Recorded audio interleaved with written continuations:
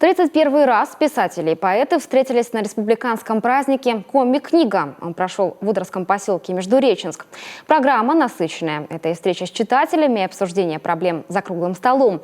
На улице тем временем традиционно гудела книжная ярмарка и фольклорные коллективы района.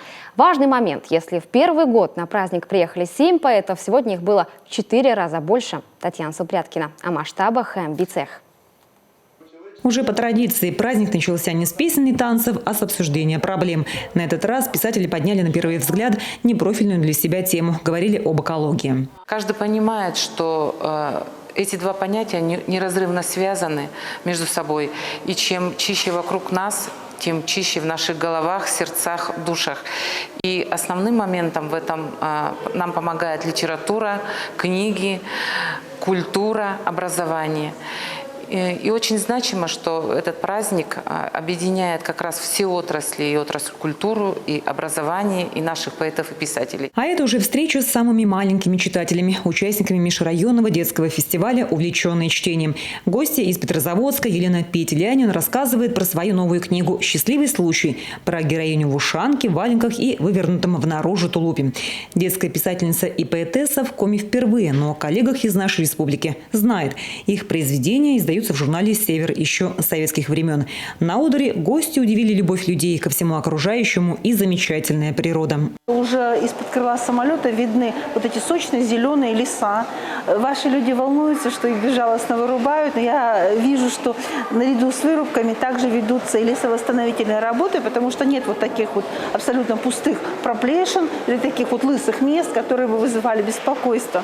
И наряду с природой, с чистотой я тоже отметила, потому что бывают регионы достаточно загрязненные, когда из вагонов поезда уже виден бытовой мусор, когда на улицах городов и поселков достаточно грязно. А здесь чистенько, как в Сыктывкаре, так и в маленьких населенных пунктах. Анастасия Бествицкая здесь тоже впервые. Она начинающий писатель, но печатается уже не только в наших альманахах, но и в московском.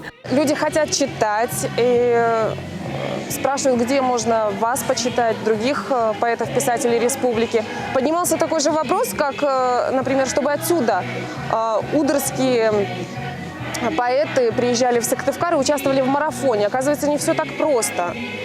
Вот. Есть некоторые проблемы, несостыковки с этим, но я думаю, раз вопрос поднялся, это все решится. Праздник плавно перешел на улицы поселка, где, кстати, впервые в этом году курсировал литературный автобус. Здесь пассажиры познакомились с творчеством писателей и поэтов, которые приехали на комик-книгу.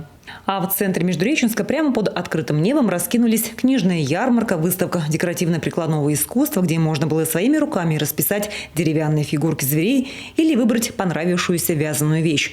На сцене в это время веселили гостей и жителей района зажигательными номерами. Гуляния закончились гала-концертом с театрализованными постановками из произведений наших писателей и выступлением сыктывкарских артистов.